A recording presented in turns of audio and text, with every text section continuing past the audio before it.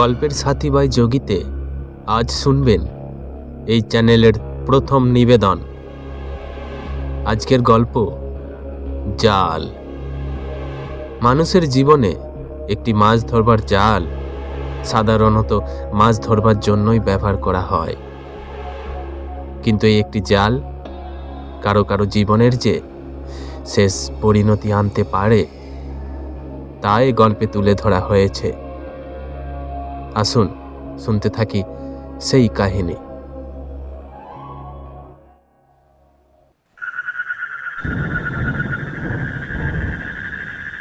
বর্ষার মাঝামাঝি সময় কালো মেঘের স্তর গোটা আকাশ জুড়ে যেন একটা পুরো চাদরের ন্যায় পর্দা তৈরি করেছে। গত দুদিনের মতো আজও সেই পর্দা হতে মুষলধারায় ঝরে পড়ছে অবিরাম বৃষ্টি, আর তার সাথে গোটা জগৎকে থর থর করে কাঁপিয়ে তুলছে মোহর মোহর বজ্রপাত।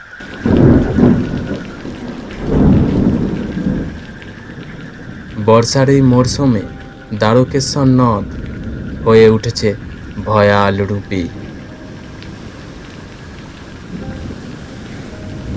উদ্দাম ঢেউয়ের এক নিরন্তর খেলার ছন্দে নদ ফুঁসছে তার রুদ্র রূপ নিয়ে। নদের জল প্রায় কানায় কানায় পূর্ণ। নদের দক্ষিণ পাড় ঘেঁষে হুগলির সীমন্তপুর গ্রাম। বর্তমান যা পরিস্থিতি, সুতরাং সীমন্তপুর গ্রামের মানুষকে আতঙ্কে দিন কাটাতে হচ্ছে। কখন যে নদী ভাঙন হয় তার কোনো ঠিক ঠিকানা নেই। তাই দিবারাত্রিতে গ্রামের মানুষকে থাকতে হচ্ছে খুবই সতর্ক। এখন এই সীমন্তপুর গ্রামে রাত্রি 12টার কালো ছায়া বৃষ্টির ধারার সাথে মিশে আরও কালো হয়ে উঠেছে। গ্রামের কেষ্টমণ্ডলের বাড়ির বৈঠকখানায় বসে কেষ্টমণ্ডল সহ 3 জন মানুষ। 3 জনের মাথার উপরে বাঁশে বাঁধা একটা চার্জার ল্যাম্প, যেটা মিট মিট করে শেষ আলো দিয়ে যাচ্ছে। গাঁজার গন্ধে ভরপুর পুরো বৈঠকখানা। সাথে চলছে উচ্চ শব্দে যে যার নিজেকে শ্রেষ্ঠ প্রমাণ করার তর্ক বিতর্ক। তুমি যে কি বলো সনাতন, আমি তোমার থেকে বড়। কেন, কি হয়েছে বাবু? আমি তো ঠিকই বলছি, তুমি কেন বাড়াবাড়ি করছো? হ্যাঁ, এমন সময় একজন উঠে দাঁড়ালো, গায়ে কিছু একটা চটপট চাপিয়ে নিয়ে বৃষ্টির মধ্যেই বৈঠকখানা ছেড়ে বেরিয়ে গেল। আমি গেলাম, তোমার থাকো, আমি গেলাম। বাকি 2 জন তাকে হাত নেড়ে বাধা দিল। সনাতন যাসনি, ফিরে আয়, কাল যাবি। সনাতন যাসনি, শোন, যাসনি, শোন রে সনাতন। কিন্তু কাজ হলো না। 2 জনের বাধাকে উপেক্ষা করে অন্ধকারে হারিয়ে গেল ওই টলমান মূর্তি।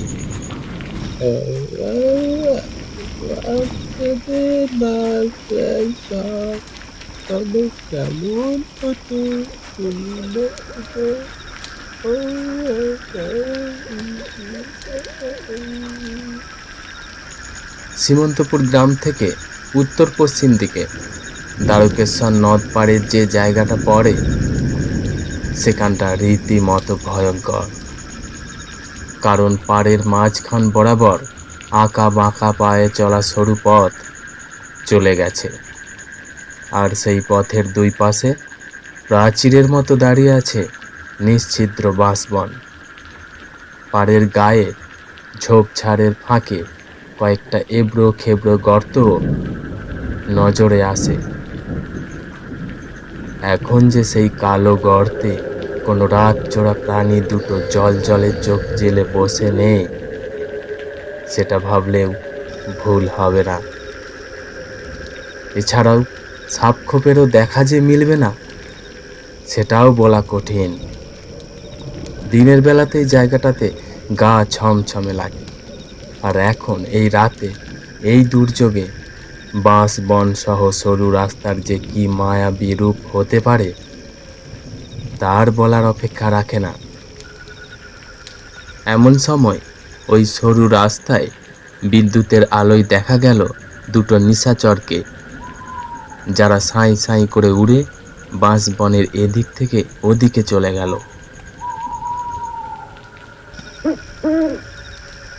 ঠিক পরক্ষণেই সীমন্তপুর গ্রামের ভিতর থেকে একটা আলোর বিন্দুকে বেরিয়ে আসতে দেখা গেল। সম্ভবত সেটি টর্চের আলো। এলোমেলো গতিতে সেই আলোটি সদ্য রোয়া কয়েকটা ধান ক্ষেতের আল পেরিয়ে অল্পক্ষণের মধ্যে নদী পাড়ের কাছে এসে থামল। মিনিট দুয়েক পর এক প্রকার বেসামাল অবস্থায় বাঁশবনের গলিপথে ওই আলোধারী আগন্তুকের দেখা মিলল। সেই অদ্ভুত আকৃতির লোকটির পিছনটা একটা রেনকোটের ন্যায় আচ্ছাদনে ঢাকা এবং সামনেটা খোলা। তার জন্যই লোকটা যে রোগা হাড় বের করা তা বুঝতে অসুবিধা হচ্ছে না। গোটা দেহে রুক্ষণতার ছাপ স্পষ্ট।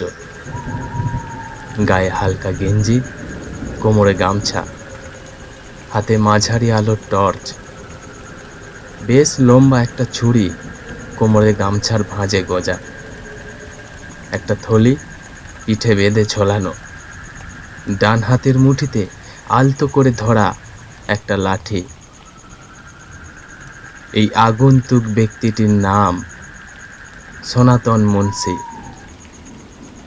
গ্রামে তাকে নেশাখর সনাতন বলেই সবাই চেনে। সংসার পরিবারহীন বলাই বাহুল্য, চাল চুলোহীন একা মানুষ সনাতন। তার বর্তমান জীবনযাপন হলো রাত বিরেতে মাছ ধরা আর তা বিক্রি করে সেই টাকায় সব ধরনের নেশা করা। আজকেও সনাতন মৎস্য শিকার অভিযানেই বেরিয়েছে। রাস্তায় ক্ষণিক দাঁড়িয়ে একটু সাবধান হয়ে টর্চের আলো চারিদিকে ঘুরিয়ে নিল সনাতন। সেই আলোয় গলি রাস্তা আরো ভয়ঙ্কর দেখালো। আজ তার গাঁজার টানটা বেশিই হয়ে গেছে। কেষ্টমণ্ডলের বৈঠকখানা থেকে বেরিয়ে আসার সময় সহদেব বেতাল কেষ্টমণ্ডল তাকে বারবার মানা করেছিল যে এই অবস্থায় জাল আনতে যাসনি, জাল যেমন রাখা আছে থাক, কাল সকালে যাস বরঞ্চ। কিন্তু হাইরে নিয়তি, কে শোনে কার কথা? একরোকা সনাতন শোনেনি কারও বারণ। তাকে যেতেই হবে। এই রকম মনস্থির করে নাছোড়বান্দা হয়েই এই দুর্যোগেও বেরিয়ে পড়েছে সে। একটা দীর্ঘ হাঁফ নিয়ে পাড় বরাবর বাঁশ বনের গলি রাস্তা ধরে চলতে লাগলো সনাতন।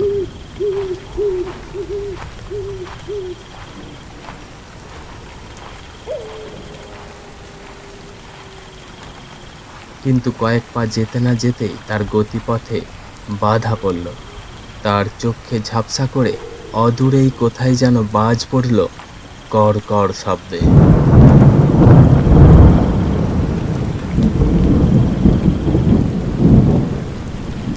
সনাতনের সামনেটা একটু আলোকিত হয়েই পর মুহূর্তেই আবার অন্ধকারে ছেয়ে গেল।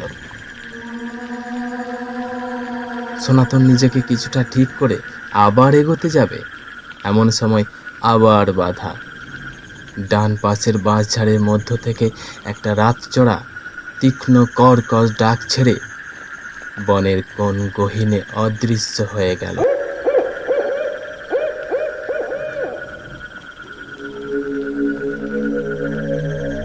চমকে স্থির হয়ে গেল সনাতন।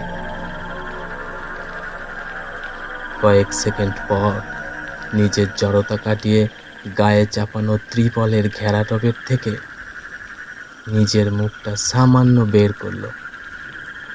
ঘোলা দৃষ্টি চলে যায় সামনে। তখনই অন্ধকার আর বৃষ্টির ঝটকা এসে লাগে তার চোখে মুখে। একটা আগত ভয় তাকে যেন আস্তে আস্তে গ্রাস করতে থাকে।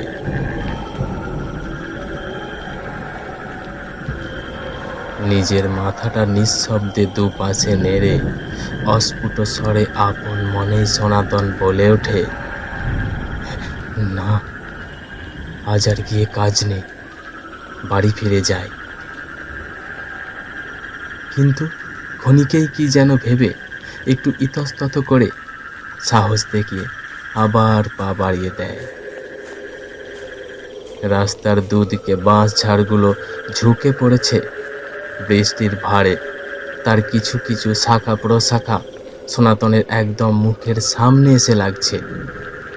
বৃষ্টির ফোঁটা তীরের মতো তার গায়ে লেগে মৃদু ফট ফট শব্দ করছে। সরু রাস্তার প্যাচ প্যাচে কাদা উঠে এসেছে তার প্রায় হাঁটুর কাছাকাছি।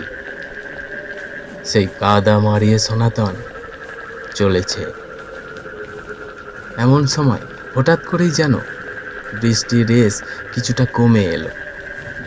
প্রকৃতির ছন্দময় আবহাওয়ার মধ্য দিয়ে নিশাচরের মতো নিশির আস্তরণ ভেদ করে কিছুক্ষণ হাঁটার পর একটা জায়গায় এসে থামে সনাতন। এখানে রাস্তাটা দুভাগ হয়েছে। এক ভাগ রাস্তা নদী পার ধরে চলে গেছে, আর এক ভাগ ঝোপঝাড় জঙ্গলের মধ্য দিয়ে নদী খাদে নেমে গেছে। এই নদী খাদেই নামবে সনাতন। এখানেই নদীর মধ্যে তার জাল রাখা আছে। একটা সতর্ক দৃষ্টি দিয়ে আশপাশ নিরীক্ষণ করে নেয়। ঘুরে দাঁড়িয়ে দক্ষিণমুখ হয়ে নদী খাদের দিকে এগোতে থাকে সে। পিছল পথ, টর্চের আলো ফেলে লাঠিতে ভর করে সাবধানে পা টিপে টিপে নামতে থাকে সে। হঠাৎ তার মনে হয় কেউ যেন তার পিছন পিছন আসছে। মনের ভুল ভেবে আবার নামতে থাকে সনাতন। কিন্তু বেশি নামতে হলো না তাকে, দাঁড়িয়ে পড়তে হলো, কারণ সামনের অবস্থা তাকে রুদ্ধ করল। বিকালে জাল রাখতে এসে নদীর জল যা দেখে গিয়েছিল, এখন তার প্রায় আরো 2 হাত উপরে উঠে এসেছে। নদীর কুলকুল শব্দের ধ্বনি আরো বেড়েছে।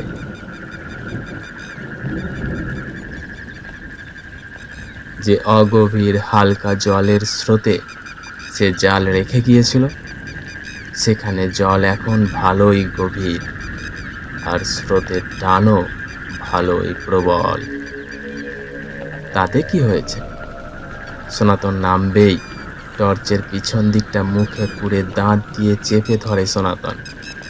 লাঠিটা রাখে নামিয়ে, গামছাটা হাঁটুর অনেকটা উপরে তুলে ভালো করে বাঁধে।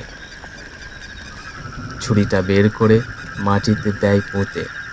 পিঠের থলিটা বাগিয়ে জলে পা দেবার আগে কি মনে করে ডান দিকে তাকায়, আর তাকিয়েই তার চোখ স্থির হয়ে যায়।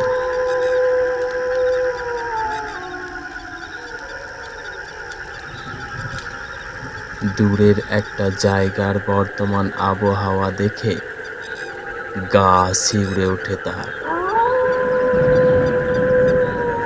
মুহূর্তেই কেমন একটা আচ্ছন্ন ভাব চলে আসে শরীরে।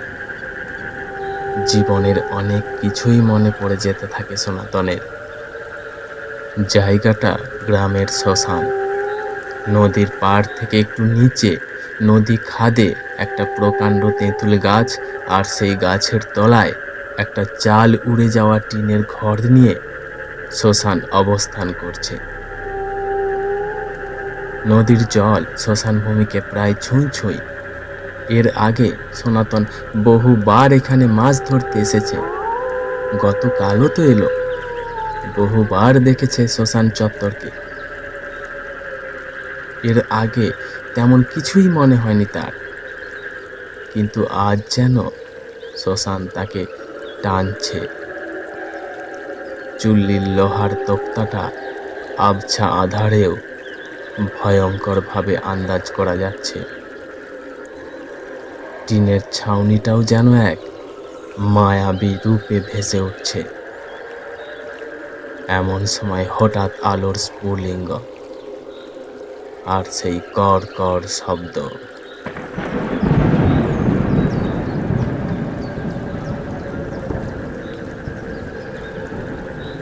মুহূর্তেই জগৎকে দুলিয়ে দেয়।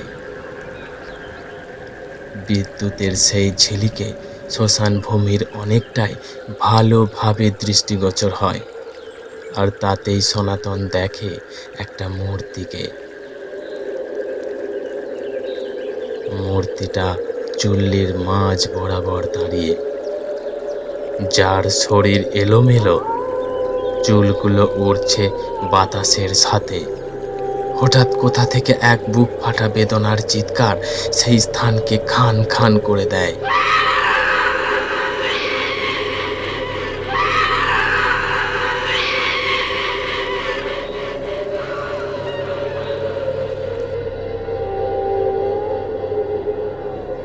সাথে সাথেই সনাতনের মনে হয় পিছনের ঝোপ ছাড়ে খসমস শব্দ। তড়িতে পিছন ফিরে তাকায় সে। টর্চটা মুখ থেকে হাতে নিয়ে আলো ফেলে সেই দিকে, কিন্তু কই, কোথাও কিচ্ছু নেই। রাতের নিস্তব্ধতা, বৃষ্টির আর নদীর বয়ে চলার ধ্বনি ব্যতীত কিছুই তো শোনা গেল না। কিন্তু তবুও কোথাও যেন মনে হলো কেউ নিঃশব্দে বনের মধ্যে মিলিয়ে গেল। এদিকে শ্মশান চুল্লির উপর দাঁড়িয়ে থাকা মূর্তিটাও অদৃশ্য হয়েছে।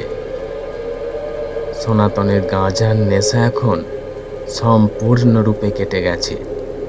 তীব্র ভয় পেট থেকে গলার দিকে উঠে আসছে এবং তার দ্রুত গতিতে সারা শরীরে ব্যাধির মতো ছড়িয়ে পড়ছে। চোখ দুটো একবার রোগড়ে অসম্ভব সাহস আর যা হয় হোক এটা মনে মনে বলে জলে পা ডুবিয়ে দেয় সনাতন। জলে নামতেই তার শরীরে যেন একটা তীব্র উষ্ণতার ছোঁয়া লেগে যায়। সে যেন গনগনে আগুনের মধ্যে নেমে পড়েছে। আঁতকে উঠে জল থেকে পাড়ে উঠতে উদ্যত হয় সে।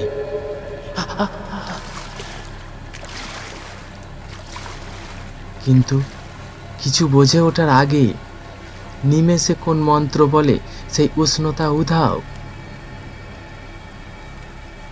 এরপর কিসের একটা প্রবল টানে এলো পাথারি জলে নেমে পড়ে সনাতন। কোমর জলে এসে জালের হদিস পায়। জাল টানতেই বুঝতে পারে জালের টান প্রচুর। স্রোতের টান নাকি ভালো মাছ কেটেছে কিছুই বুঝতে পারে না।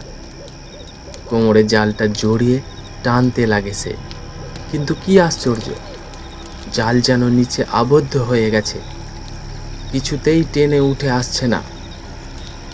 জালটা টেনে ধরে তাকে দড়ির মতো অবলম্বন করে জলের আরো গভীরে যেতে থাকে সে।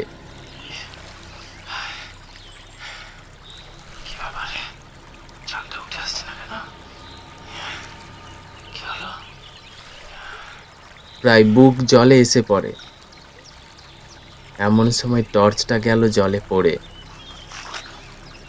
সেটার আর হদিস মিলল না। সনাতন এটা বুঝতে পারে যে জলের নিচ থেকে কেউ যেন তার জাল টেনে ধরেছে। শরীরের সর্বশক্তি দিয়ে জাল টেনে উপরে তোলার চেষ্টা করে, কিন্তু সব শক্তি যেন বৃথা।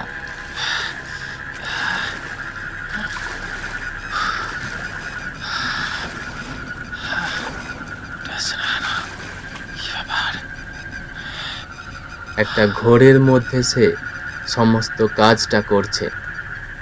একবার একটু জিরিয়ে চারিদিকে তাকায়। সে যে ঠিক কোন জায়গায় হাজির হয়েছে কিছুই বুঝতে পারে না। চারিদিকেই জল আর জল। পিছন ফিরে ঘুরে দেখতেই তার শরীর কাঠ হয়ে যায়। কি সর্বনাশ! এই যে শ্মশান ঘাট, মৃতদেহ সৎকার করে যে ঘাট থেকে মাটির কলসি ভরে জল তুলে নিয়ে গিয়ে চুল্লির আগুন নেভানো হয়, মৃতের ছাই ভস্ম যে ঘাটে ফেলে, সনাতন এখন সেই ঘাটের বুক জলে দাঁড়িয়ে।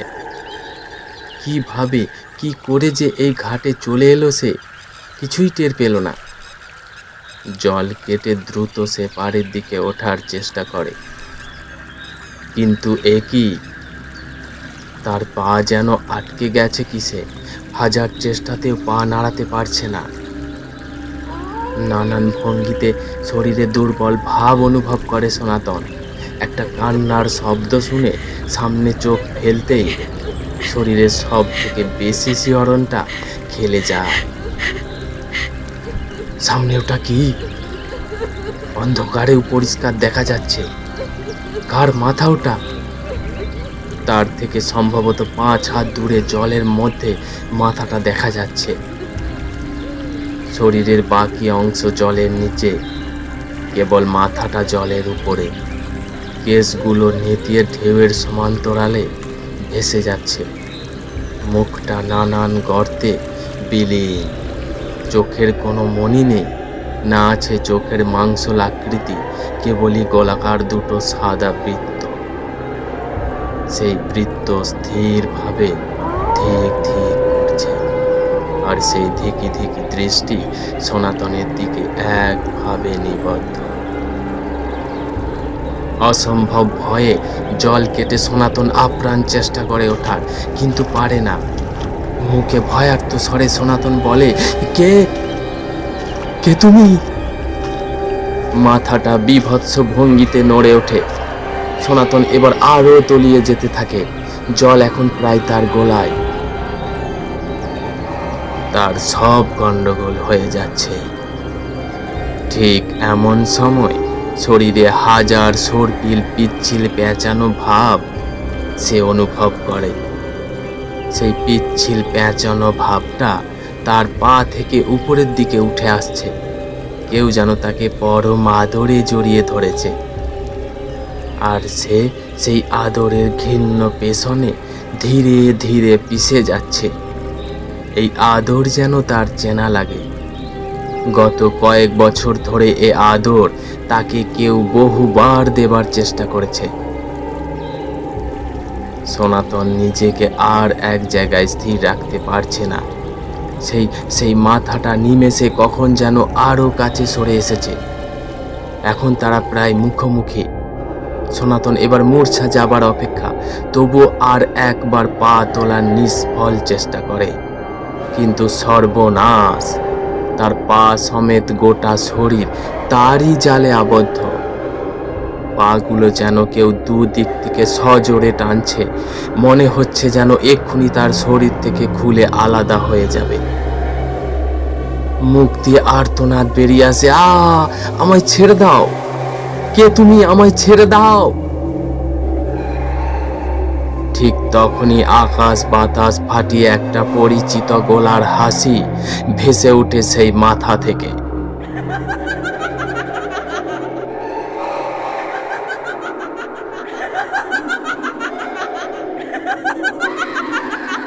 মুখের হাঁটা এখন নরকের গহীন গহ্বরে পরিণত হয়েছে।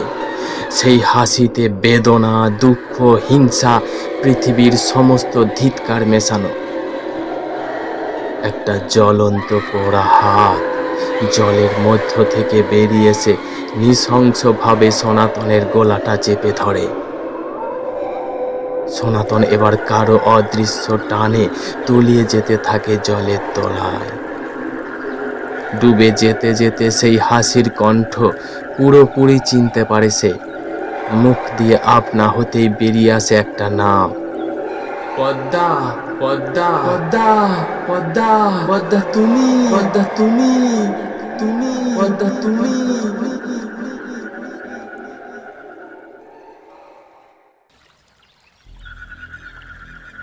মুহূর্তকাল কেটে যায়।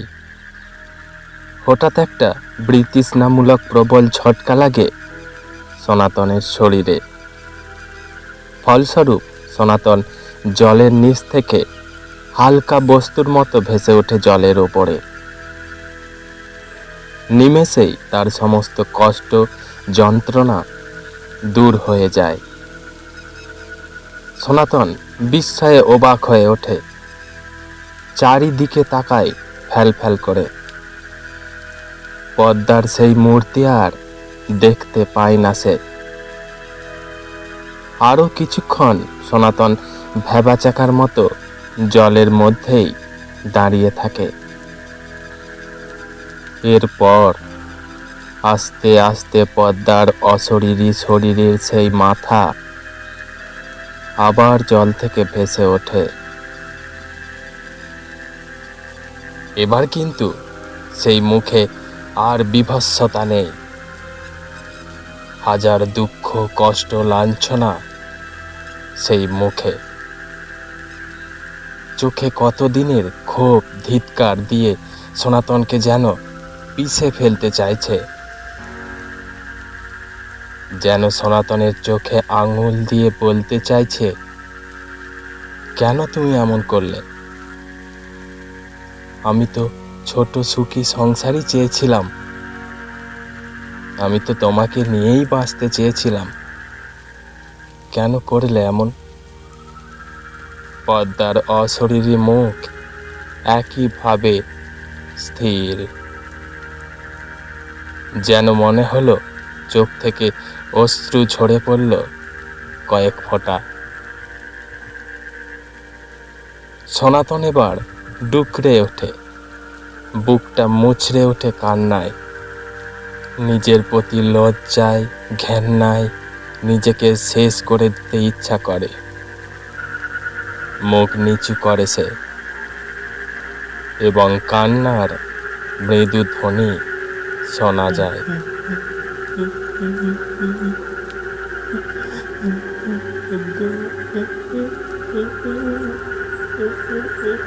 একটু পর মুখ তোলে সনাতন। পদ্মার সেই মুখ আর কোথাও দেখতে পায় না। উন্মাদের মতো এদিক ওদিক তাকায়, কিন্তু পদ্মার মুখের চিহ্ন খুঁজে পায় না আর। তার পদ্মা আবারও হারিয়ে গেল চিরতরে। সনাতনের চোখ জলে পূর্ণ হয়। পাগলের মতো কাঁদতে থাকে সে। পদ্মা, পদ্মা তুমি ফিরে আসো পদ্মা, পদ্মা, পদ্মা।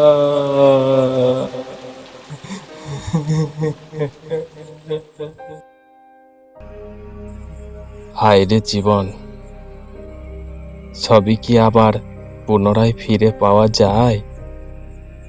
সনাতনের মনে ভেসে ওঠে সেই দিনের কথা। 1 বছর আগে ঠিক আজকের দিনে পদ্মা আর সনাতনের মধ্যে সকাল থেকে নানান কারণে তুমুল ঝগড়া হয়। এটা নতুন কিছু ছিল না। বিয়ের পর থেকেই সনাতনের কাছ থেকে পদ্মা পেয়েছিল অতিষ্ঠ ঝামেলা আর মার। সেদিনেও সকাল থেকে এভাবেই চলছিল বৃষ্টি। সন্ধেবেলায় পদ্মা রান্না চালায় রান্না করছিল। সনাতনের মাছ ধরবার জাল রাখা ছিল এক কোণে। কিভাবে যে সেই জালে আগুন লেগে যায় পদ্মা বুঝতে পারেনি। পুড়ে যায় জালের অনেকটা অংশ। তাড়াতাড়ি নেভাতে গিয়ে বঁটিতে করে জালগুলো টেনে ধরে, আর তাতে জাল ছিঁড়েও যায়। পদ্মার হাতের কিছুটা অংশ ঝলসে যায় আগুনে। আগুন নেভে ঠিকই, কিন্তু তীব্র যন্ত্রণায় কেঁদে ওঠে পদ্মা। সনাতন ছুটে আসে কোথা থেকে। অবস্থা দেখে রেগে ফেটে পড়ে সে। দেখে পদ্মা মাটিতে গড়াচ্ছে, হাতের এক জায়গা পুড়ে লাল। যন্ত্রণায় ছটকাচ্ছে সে। পদ্মার হাতের অবস্থা দেখেও সনাতনের মন গলে না। পদ্মাকে বেদম মারতে শুরু করে দেয়। বুকে মারে পর পর কয়েকটা সজোরে লাথি। আহত পদ্মা বেদনায় মাটিতে মিশে যায়। মুখ দিয়ে বেরিয়ে পড়ে গল গলে তাজা রক্ত। আর কি, সেদিন পদ্মার অতিষ্ঠ জীবনের পরিসমাপ্তি ঘটে। পরে অবশ্য আইনের নানান জটিলতা থেকে বিভিন্ন কৌশলে সনাতন রেহাই পেয়ে যায়।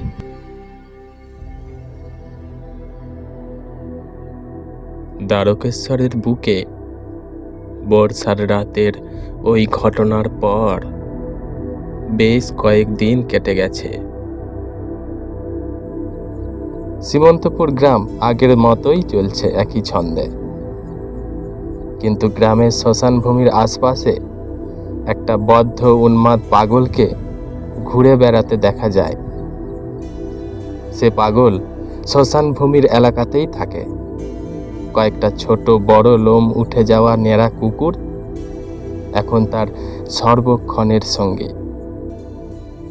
বিচিত্র ফল মূল লোকের এঁটো কাটা খেয়ে তার দিন কাটে।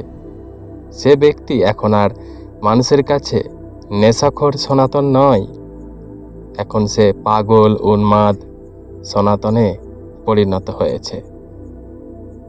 তার মুখে সবসময় বিড়বিড় করে শোনা যায় শব্দ, পদ্মা পদ্মা নাম ধরে ডাকে, আর অদৃশ্য কার সাথে যেন কথা বলেছে এবং দুহাত বাড়িয়ে কাকে যেন সারাক্ষণ খুঁজে বেড়ায়।